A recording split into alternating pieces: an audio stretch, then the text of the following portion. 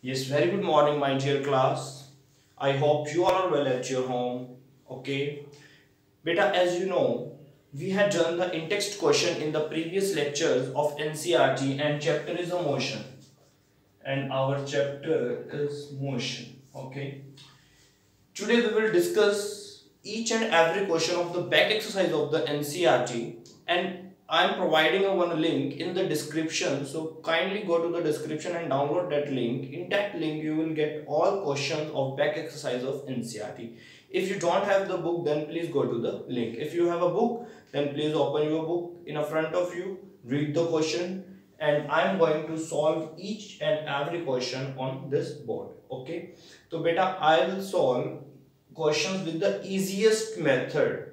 Don't go with other methods. If you will feel comfortable, then you may go, but try I'll try to solve with the easiest method. Okay, and the basic methods जिसके concept तुम्हारे mind में set हो जाए. ठीक है, हमें concepts पे ज्यादा काम करना है, हमें उसके कंटेंट पर लगा लो या फिर हमें एक पेज को ब्लू कर देने में काम नहीं करना कि मैंने इस क्वेश्चन को सॉल्व करने में 1.5 पेज यूज कर लिया और मैंने ये क्वेश्चन को 1 पेज पे सॉल्व कर दिया. नहीं, हमें वो कंसेप्ट पे अपनी ग्रिप करनी है, वो कंसेप्ट्स हमें आने चाहिए. ठीक है, सारे कंसेप्ट्स की अगर हम बात करें, अब तुम्हारे माइंड में वो कंसेप्ट्स उतर आए होंगे अच्छे से और उनको बेटा रिवाइज किया करो. ठीक है, you should go through with them now, like speed, acceleration, velocity, types of velocity, vector quantities, scalar quantities, and some difference between vector and scalar quantities. कुछ examples daily life के साथ relate जरूर किया करो. For example, you are going to somewhere, just assume we are moving with the uniform velocity or a non-uniform velocity. If we are moving with the non-uniform velocity, then is there any acceleration or not? If there is any acceleration, that acceleration is a uniform or a non-uniform.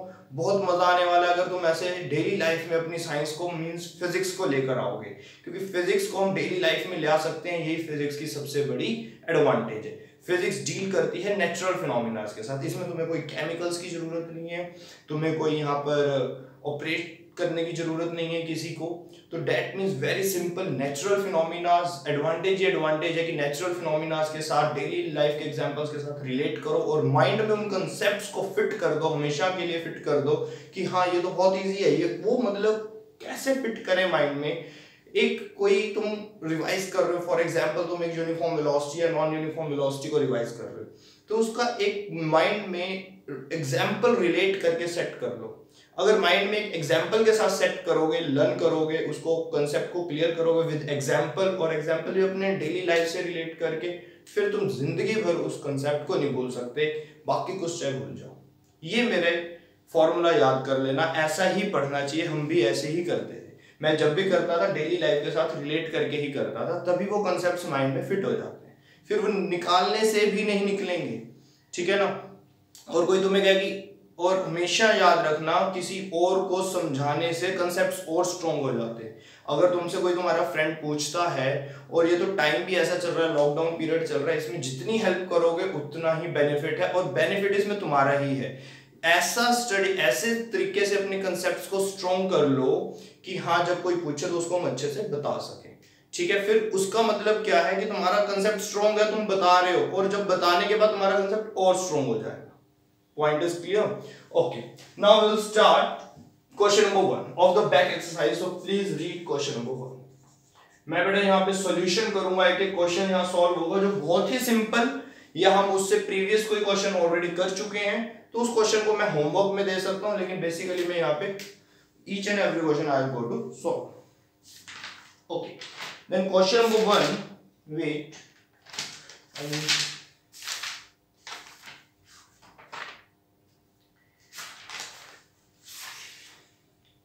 In text, yes. First question yes, I had given in the homework, but I am going to solve this question also.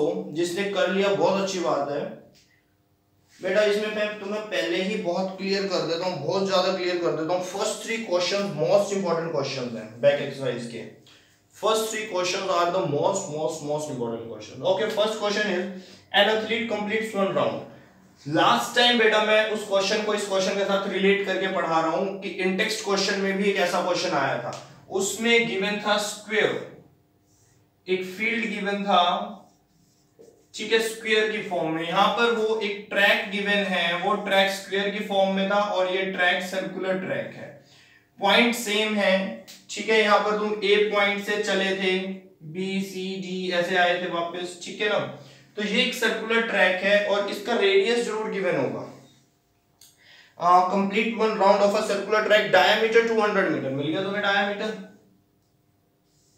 This is a diameter 200 metre. उसमें side given थी I think 10 metre, ठीक है। तो मतलब कहीं ना कहीं तुम्हें एरिया कैलकुलेट करने के लिए मिलेगा, पैरामीटर कैलकुलेट करने के लिए मिलेगा, ठीक है। तुम ऐसे इसके अंदर मूव कर रहे हो। और एक पॉइंट फिर ध्यान रखना, जिस पॉइंट से हम मूव करना स्टार्ट करते हैं, अगर हम उसी पॉइंट पे स्टॉप करते हैं, मींस इनिशियल और फाइनल पोजीशन अगर सेम आती है, then there will be no any displacement but still there is a distance, ठीक है। ये पॉइंट मैं बहुत बार रिपीट करता हूं बेटा, बेस बहुत क्लियर हो जाए तुम्हारा ताकि, ठीक है। उसमें भी वो एक जो वन राउंड था बेटा, वन राउंड वो 40 सेकंड में लगाता था, सेम इसमें भी जो गिवन है वन राउंड का टाइम गिवन है कि वो एक राउंड लगाने में कितना टाइम ले रहा है, one round in 40 second. Total time देखते हैं कि कितना दिया हुआ है तुम्हें, फिर टोटल राउंड्स निकाल सकेंगे हम, यूनिटरी मेथड याद है ना। टोटल टाइम है इसके अंदर बेटा, टाइम भी सेम है, उसमें भी 2 मिनट 20 सेकेंड था, टोटल टाइम है 2 मिनट 20 सेकेंड। तो 2 मिनट को भी सेकेंड बनाएंगे, मल्टीप्लाई 60 से प्लस करेंगे यही 20 सेकेंड फिर से, तो ये हो जाएगा 120 plus 20 is equal to 140 second. ये बेटा हमारा टाइम आ गया, टोटल टाइम आ गया। बट अभी तो हमारे टोटल राउंड नहीं आए, तो टोटल राउंड देखते हैं कितने लगाएगा वो इन टोटल टाइम।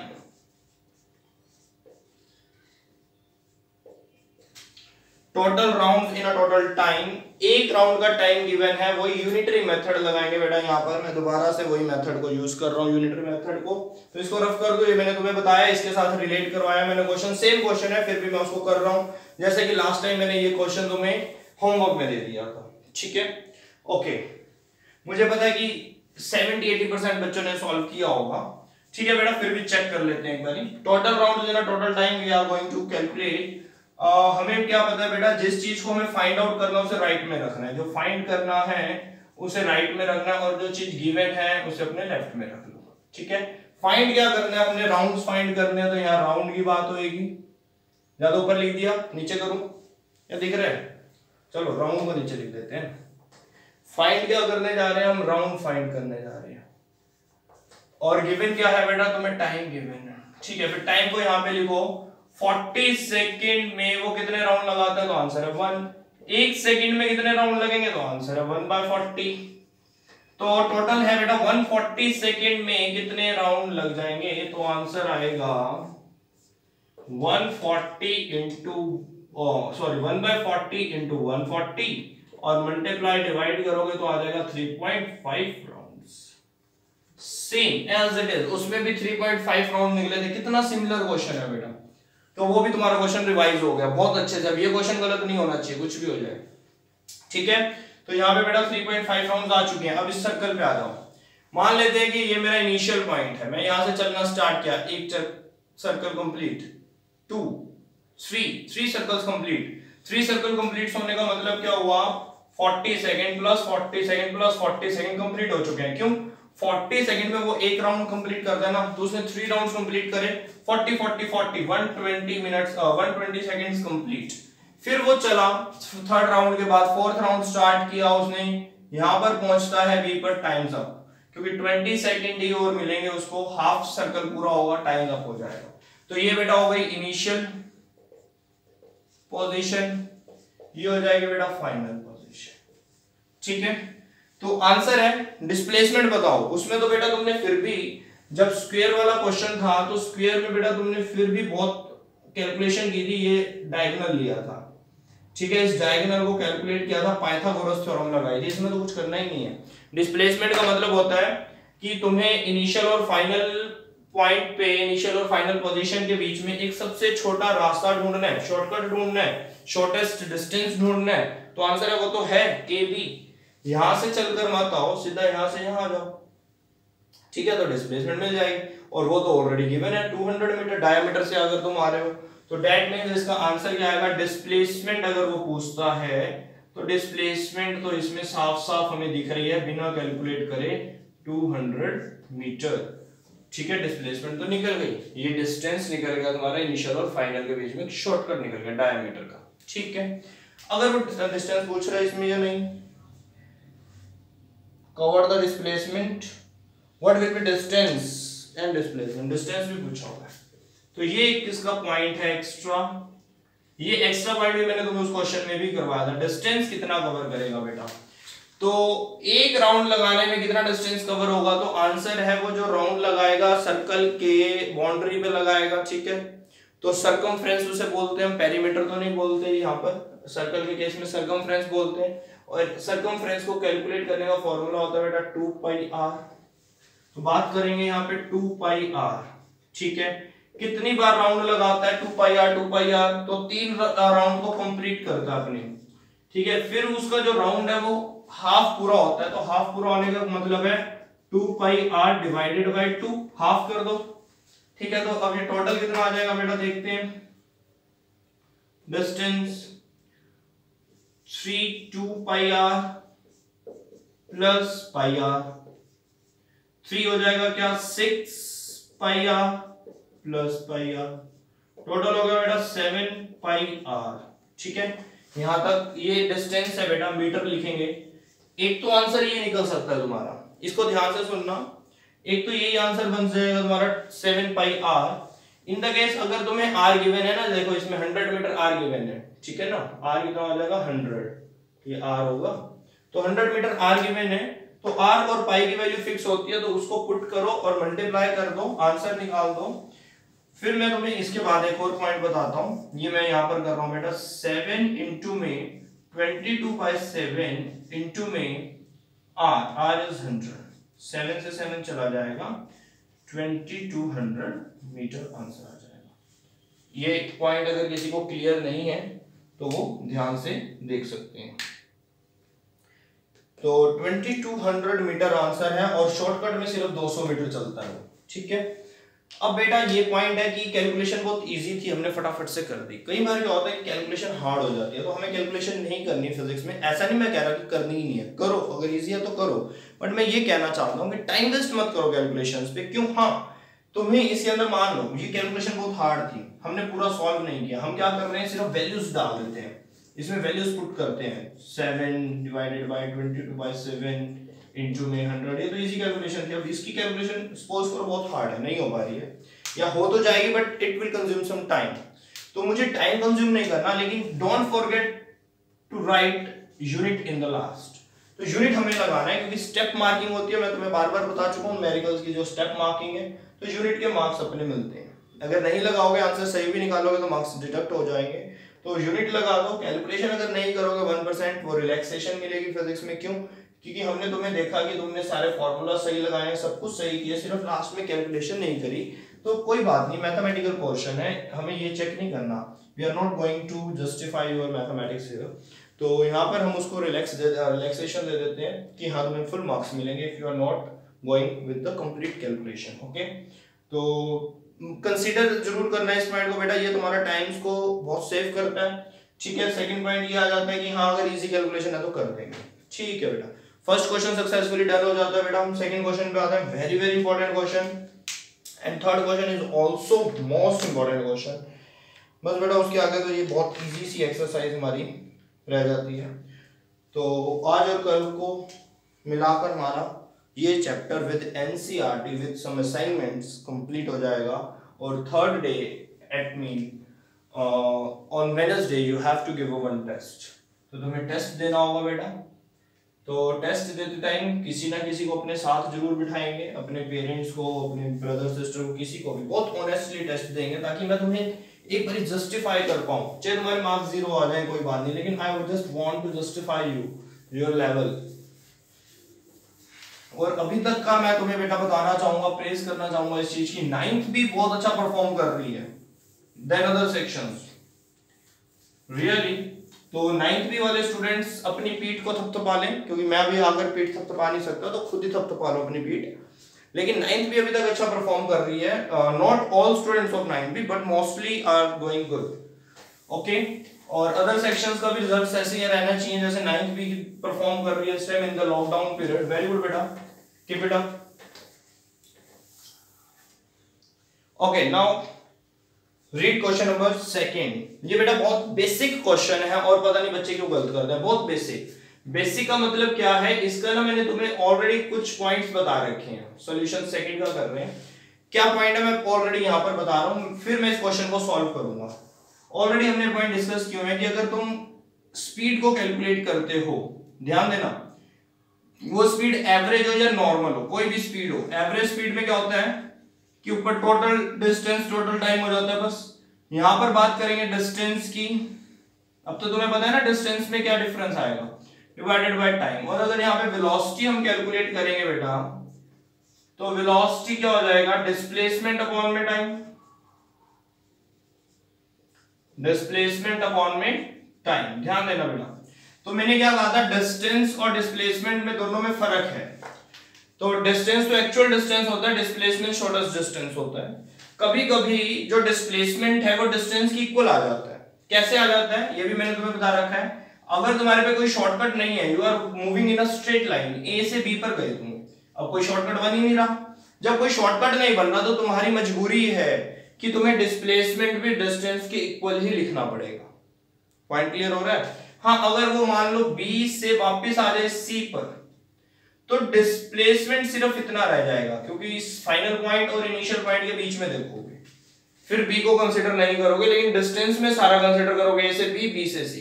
ठीक है, तो ये पॉइंट क्लियर हो रहा है, डिस्प्लेसमेंट और डिस्टेंस में फर्क समझ आ रहा है। डिस्टेंस होगा कंप्लीट, ए से पहले बी, बी से फिर सी, डिस्प्लेसमेंट होगा डायरेक्ट ए टू सी। ठीक है, शॉर्टकट होगा ना इनिशियल और फाइनल के बीच में। ठीक है, और इन द केस सेम भी हो सकता है, जरूरी नहीं है कि डिस्टेंस डिस्प्लेसमेंट डिफरेंट हो, कभी कभी सेम हो जाते हैं। कब सेम होते हैं बेटा, when we will move in a straight line, अगर हम एक स्ट्रेट लाइन में मूव करेंगे तो ये सेम आ जाएंगे। दूसरा पॉइंट मैंने कहा था कि डिस्टेंस और डिस्प्लेसमेंट में चेंजेस आ सकते हैं, बट टाइम में कोई चेंज मत कर देना। मैंने बहुत पहले बताया था तुम्हें कि time will remain same, time को हम चेंज नहीं करते। जब पुट करोगे वैल्यू न्यूमेरिकल में, तो जो स्पीड का टाइम है, जो डिस्टेंस कवर करने का टाइम है, वही डिस्प्लेसमेंट का टाइम होगा। टाइम में चेंजेस नहीं करने। माइंड से कोई कंफ्यूजन है तो निकाल दो कि क्यों नहीं करने, कैसे नहीं करने, वो बातों में मत जाओ। सिर्फ ये ध्यान रखो कि हमें टाइम जो गिवन है बस वही पुट अप करना है, टाइम को सब्ट्रैक्ट नहीं करना, क्योंकि टाइम सब्ट्रैक्ट होता भी नहीं है। कभी ऐसा नहीं होगा कि 10 मिनट में से 5 मिनट माइनस कर दिए। ठीक है, एड ऑन कर सकते हैं, माइनस नहीं कर सकते, तो ध्यान रखना इस चीज का। तो टाइम हमारा सेम चलेगा। तो अब ये क्वेश्चन बहुत इजी हो जाएगा तुम्हारे लिए, और बहुत बेसिक है, बहुत इंपॉर्टेंट है, पर बच्चे गलत करते हैं, मुझे नहीं पता क्यों, क्योंकि ये स्पीड और वेलोसिटी का भी जो फॉर्मूला नहीं लगा पा रहा 9th में, फिर वो क्या कर पाएगा बताओ।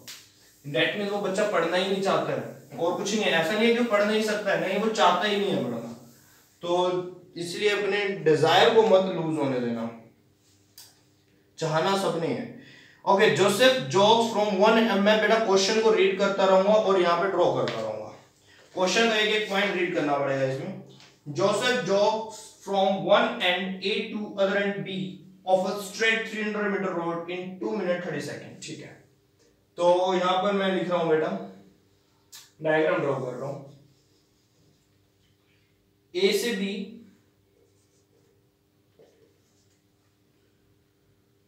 एक स्ट्रेट रोड है 300 मीटर का बेटा। टाइम लगता है कितना, 2 minutes 30 seconds, 2 minutes 30 seconds। ये नॉन इंटरनेशनल यूनिट है, तो इसे इंटरनेशनल यूनिट बना लेना, सेकंड बना लेना। बार बार इन बातों को मैं बता रहा हूं।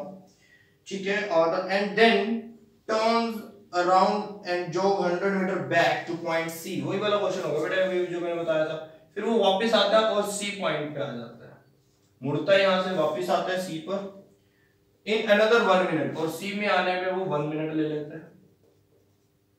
कितना मीटर पीछे ट्रेवल करता है वो, and then around 100 metre back, पीछे आता है 100 मीटर।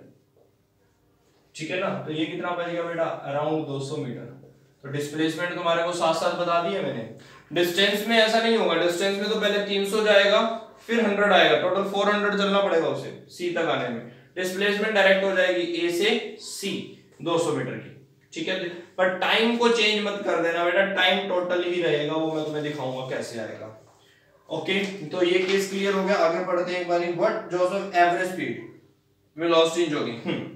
तो हमें यहाँ पर बेटा एवरेज स्पीड और वेलोसिटी दोनों निकालनी है, लेकिन केसेस बने हुए हैं। केस फर्स्ट में वो क्या कह रहा है, केस फर्स्ट में कहता है ए से बी पे जा रहा है, वो ए टू बी जाएगा, सिर्फ सी का कंसीडर नहीं कर रहे वो केस फर्स्ट में। तो इसमें तुम्हें स्पीड और वेलोसिटी दोनों ही निकालने हैं। एवरेज है तो बेटे लो आगे एवरेज लगा लो, ठीक है, कोई प्रॉब्लम नहीं है। तो टोटल वो डिस्टेंस कितना ट्रेवल करता है ए से बी में, तो आंसर है 300 मीटर, ठीक है, very good. 300 metre distance, metre अभी नहीं लगाते, लास्ट में लगा लें। तो उसको ये 300 मीटर डिस्टेंस ट्रेवल करने में कितना टाइम लगता है, तो आंसर है 2 मिनट 30 सेकंड। 2 मिनट 30 सेकंड का मतलब हो गया 150 सेकंड्स, समझ गए ना। ये हो गया 120, ठीक है, प्लस 30 150 सेकंड। तो आंसर कितना आ जाएगा बेटा यहाँ पर तुम्हारा 152, तो 2 मीटर पर सेकंड। तो ये उसकी बेटा स्पीड रही है कितनी, 2 मीटर पर सेकंड की स्पीड से वो मूव कर रहे हैं। अब बेटा अगर डिस्प्लेसमेंट की बात करेंगे, क्योंकि वेलोसिटी का इसका बेटा फॉर्मूला नहीं मैंने लिखा, फॉर्मूला तुम्हें जरूर लिखना पड़ेगा यहाँ पे, जैसे कि फॉर्मूला जरूर मेंशन करना पड़ेगा कि ये डिस्टेंस है, फॉर्मूले के नंबर मिलते हैं बेटा, डिस्टेंस अपॉन में टाइम, ठीक है, फिर वैल्यूज पुट कर दो। एवरेज वेलोसिटी का फॉर्मूला लिखोगे डिस्प्लेसमेंट अपॉन में टाइम। अब कईयों के माइंड में तो आ चुका होगा कि यहाँ पर तो डिस्प्लेसमेंट सेम है, क्यों, क्योंकि ए से जब बी पर जाएंगे तो कोई शॉर्टकट ही नहीं मिलेगा तुम्हें, जो डिस्टेंस है वही डिस्प्लेसमेंट हो जाएगी, तो आंसर सेम हो जाएगा। क्यों, वही डिस्प्लेसमेंट है 300, टाइम तो वैसे ही चेंज नहीं करना, तो आंसर आ गया 2 मीटर पर सेकेंड। तो केस फर्स्ट में स्पीड का और वेलोसिटी का दोनों का आंसर सेम आ रहा है। तो रीजन मैंने तुम्हें समझा दिया, ये मत सोचना टाइम कंज्यूम हो रहा है, ये बेसिक है, बच्चे गलत करते हैं इसको। रीजन क्या है, स्पीड और वेलोसिटी का आंसर क्यों सेम आ रहा है, क्योंकि डिस्टेंस और डिस्प्लेसमेंट इस केस में सेम है। क्यों सेम है, क्योंकि हम स्ट्रेट लाइन में मूव कर रहे हैं, दूसरा हमारे पास कोई शॉर्टकट नहीं बन पा रहा। जब शॉर्टकट बनेगा तो वहां पर वेलोसिटी चेंज हो जाएगी, ठीक है, बट यहाँ पे कोई शॉर्टकट नहीं था, वहां पे वेलोसिटी और स्पीड सेम हो जाती है। तो केस 2 बेटा आप खुद करेंगे या मुझे ही करवाना है, चलो अब केस 2 में वो क्या कह रहा है देख लेते हैं एक बारी। अब ए टू सी कह रहा है, वो कहता है टोटल है, अब ए टू सी आना है तुमने, इसमें तुम्हें टाइम क्लियर हो जाएगा कि टाइम कैसे सेम रहेगा। तो बात करेंगे बेटा एवरेज स्पीड की, तो डिस्टेंस अपॉन में टाइम फॉर्मूला जरूर लिख लेना, मैं डायरेक्ट कर रहा हूं। टोटल डिस्टेंस कितना ट्रैवल करेगा, 300 फिर 100 400, ठीक है, और टोटल टाइम 1 मिनट और, मतलब 60 सेकंड इसमें और ऐड कर दो, 210 हो जाएगा, 210 सेकंड्स वो कंज्यूम करेगा। तो मान लो बेटा इसमें एक पॉइंट और सीखने को मिल रहा है, मान लो कैलकुलेशन थोड़ी हार्ड है, कटिंग करनी पड़ेगी, डिवाइड करनी पड़ेगी, यहीं पे मीटर पर सेकंड लिख के छोड़ सकते हो। मीटर पर सेकंड नहीं भूलना, क्यों मीटर पर सेकंड, क्योंकि स्पीड का फॉर्मूला लगा रहे हो, स्पीड कैलकुलेट कर रहे हो तो मीटर पर सेकंड यूनिट, ऊपर लेंथ है मीटर, नीचे टाइम है सेकंड, मीटर पर सेकंड, ठीक है। तो बेटा इसमें एवरेज वेलोसिटी अगर मैं निकालूं वो डिफरेंट आएगी, तो आंसर बिल्कुल डिफरेंट आने वाली है। वो तो कैसे डिफरेंट आने वाली है, क्योंकि इसमें डिस्प्लेसमेंट होगी, हमारे पास शॉर्टकट है, अब हमें बी पे जाने की जरूरत नहीं है, डिस्प्लेसमेंट में हम डायरेक्ट ए से सी पर जाएंगे तो वो 200 आएगा, वेरी गुड। तो यहाँ पर बेटा ऊपर फॉर्मूला जरूर लिखेंगे, डिस्प्लेसमेंट अपॉन टाइम, ये आ जाएगा बेटा 200। अब इसको डिवाइड करना बेटा टाइम से, तो हम क्या करेंगे, टोटल टाइम लगा उसको कितना 3 मिनट 30 सेकंड लगे, तो 1 मिनट लेस कर देंगे, नहीं करेंगे, यही मैं समझाता हूं कि टाइम माइनस नहीं करेंगे, टाइम सेम रखेंगे 210। बस जिसने ये चीज को कैच कर लिया वो क्वेश्चन को गलत नहीं कर सकता कभी। पॉइंट समझ आ रही है या नहीं आ रहा, पीछे वही बेटा सेम यूनिट मीटर पर सेकंड। देखो इसका आंसर और इसका आंसर सेम नहीं आएगा, डिफरेंट आएगा, आएगा डिफरेंट, बिल्कुल आएगा बेटा, डिफरेंट आएगा इसका आंसर। पॉइंट क्लियर हो गया होगा आई थिंक। तो ये बेटा क्वेश्चन ध्यान से समझ लो, स्पीड और वेलोसिटी कब सेम होती है, जब शॉर्टकट नहीं मिलता, जब शॉर्टकट मिल जाता है तो वेलोसिटी स्पीड से डिफरेंट आ जाती है, ठीक है, but time will remain same, that is the most important point, most important catch. Okay, तो नेक्स्ट क्वेश्चन पे आते हैं, वो इससे भी ज्यादा इंपॉर्टेंट क्वेश्चन है। आज मैं तुम्हें 3 क्वेश्चन ही करवा रहा हूँ और तुम्हें एक क्वेश्चन मैं घर से करने को दे रहा हूँ आज। कौन सा दूं, नेक्स्ट दे देंगे 4th क्वेश्चन। 4th क्वेश्चन में तुम्हें सिंपली सेकंड इक्वेशन लगा के क्वेश्चन करना है, देखना एक बार सोचना कैसे। या कोई और इक्वेशन भी अगर लग सकते हो तो मुझे बताना, मैसेज करके बताना, क्वेश्चन सॉल्व करके दिखाना मुझे, ठीक है।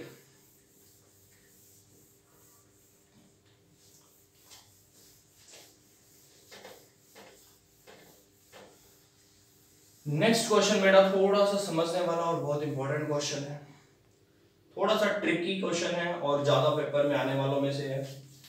ट्रिकी होने के कारण ये पेपर में काफी ज्यादा देखने को मिलता है। चलो रीड द क्वेश्चन।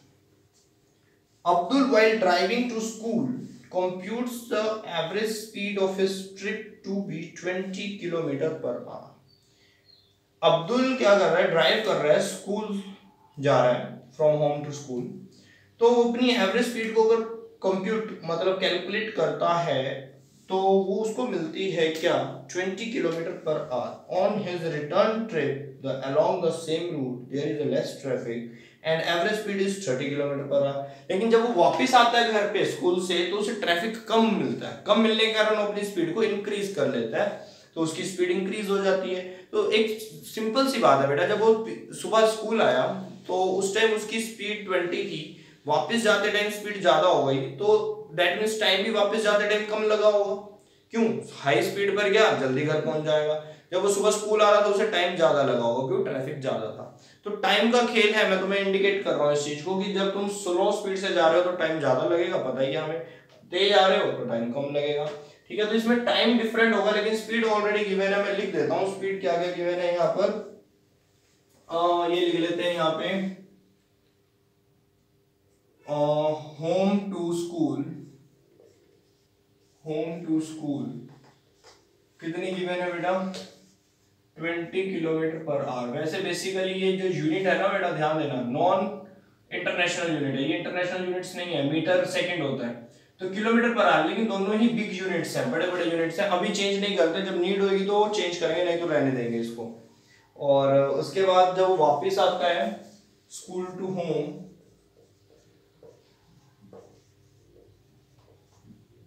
तो हो जाती है 30 की स्पीड, ये गिवन है। तो लेट कर लेते हैं, लेट टाइम, सुबह जाते टाइम उसे टाइम लगता है मान लो t1 और वापस आते टाइम उसे टाइम लगता है मान लो t2।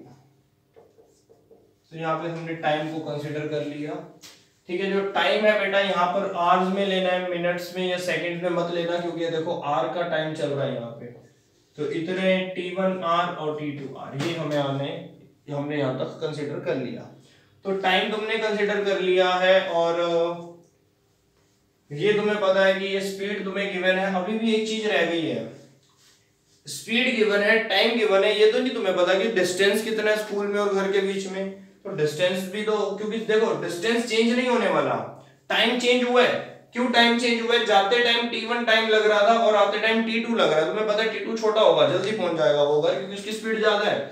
लेकिन स्कूल के बीच में घर के और स्कूल के बीच का जो डिस्टेंस है वो चेंज नहीं होगा, वो चाहे स्कूल जाए या स्कूल से घर आए, जैसे टाइम चेंज हो रहा है। तो हम लिख लेते हैं डिस्टेंस, लेट करके लिखेंगे बेटा, let distance between school and home is x kilometre. ये मैंने डिस्टेंस यहाँ पे लेट कर लिया, यहाँ पे टाइम लेट कर लिया था, ठीक है ना। तो ये ध्यान में रखना, ये गिवन है बेटा सारा डेटा,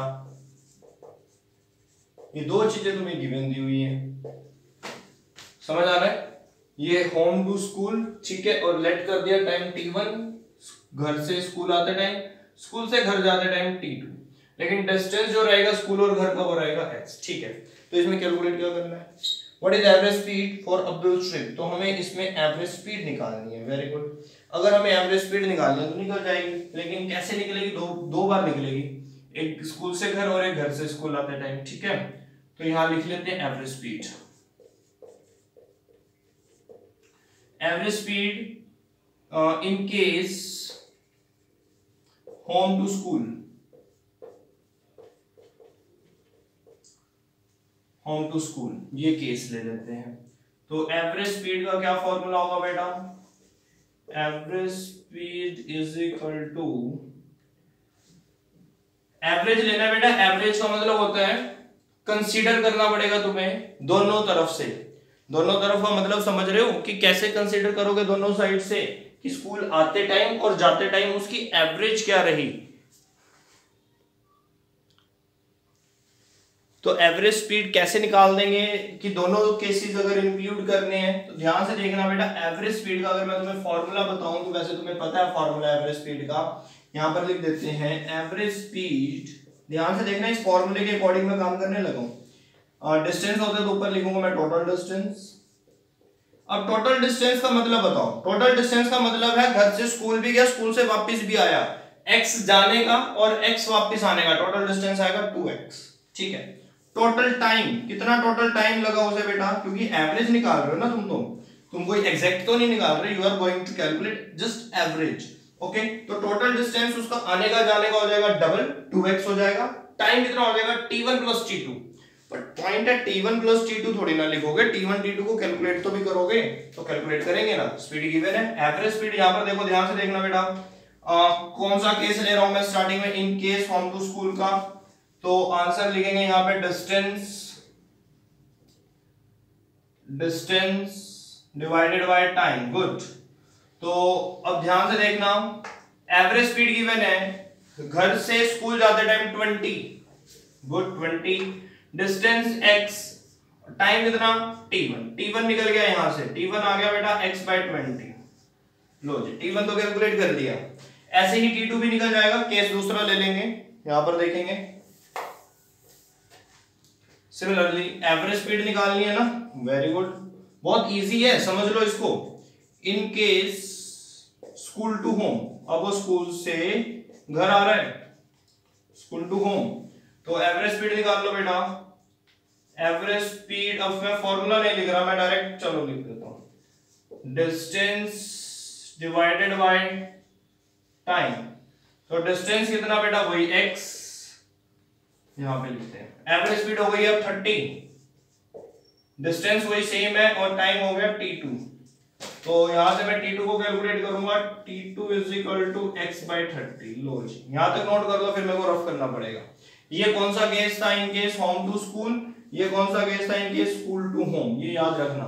इसकी एवरेज स्पीड निकल गई ये, ठीक है, इसकी एवरेज स्पीड निकल रही है ये, मतलब एवरेज स्पीड तो गिवन है, एवरेज स्पीड को यूज करके टाइम निकाल कर तुम यहाँ पे t1 निकाल दिया और यहाँ पे तुमने t2 निकाल दिया।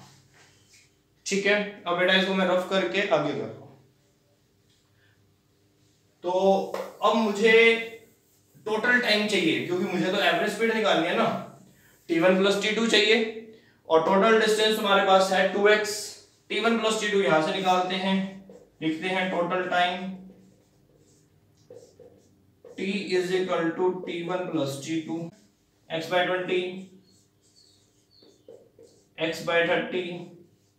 तो एलसीएम लो, एलसीएम क्या आने वाला है इसका, 20 और 30 का एलसीएम। ये सॉल्व करके मुझे जल्दी से बेटा एलसीएम सॉल्व करना आता है। देखो वो वाले काम मत करना कि यहाँ पर तुमने ऐसे 20 30 लिखा, वो वाले काम मत करना, जल्दी जल्दी एलसीएम निकालना। जैसे कि तुमने ये सीखा होगा, I think 9th 7th class में हम एलसीएम निकालना सीखते हैं। तो अगर हम एलसीएम निकालना सीखते हैं तो तुम्हें आना चाहिए बहुत अच्छे से। 20 इसका जब एलसीएम निकालेंगे, ऊपर तो दिख रहा है, तो इसका मैं आंसर तुम्हें बता देता हूं। सॉल्व कर लोगे ना, थोड़ा मेरा भी टाइम बच जाएगा। ठीक है, जिससे ना हो वो मेरे को बता देना, फिर मैं करवा दूंगा। वैसे हो जाएगा, x/12 आ जाएगा। ठीक है, टी टाइम निकल गया। अगर टाइम निकल गया, नाउ वी कैन, ये टोटल टाइम है बेटा, टोटल टाइम जिसमें t1 t2 दोनों है। तो अगर मैं टोटल डिस्टेंस भी निकाल दूं तो that means now I can calculate average speed, जो मेरा टारगेट था। हाँ जी,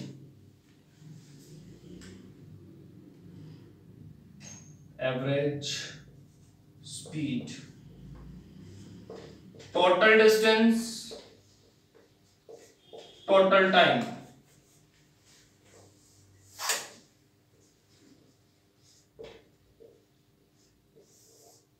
total distance 2x, time x/12, 12 ऊपर आ जाएगा 24, एवरेज स्पीड है स्पीड का मतलब क्या हो जाएगा 24 किलोमीटर पर आवर। मैंने यहाँ पर कहीं पर भी यूनिट को चेंज नहीं किया था, इसलिए अभी भी चेंज नहीं कर रहा। देखो 20 जाने की है, 30 आने की है और एवरेज निकल गई 24, मतलब वो 24 से गया 24 से आई, एवरेज देख ली तुमने 20 किलोमीटर पर आवर में ही रखा हुआ है, क्योंकि मैंने हर चीज को सेम यूनिट में लिया हुआ है, डिस्टेंस किलोमीटर में लिया हुआ है, टाइम आवर में लिया हुआ है, वही कैलकुलेशन हुई है।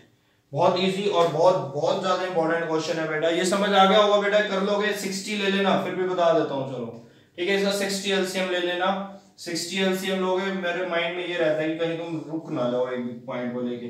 20 60 क्या आ जाएगा 3x, गुड। ये क्या हो जाएगा 2x, ये क्या हो जाएगा 5x/60, तो कितना आ जाएगा ये बताओ, आ गया 12x/12 आ गया। कोई डाउट इसमें?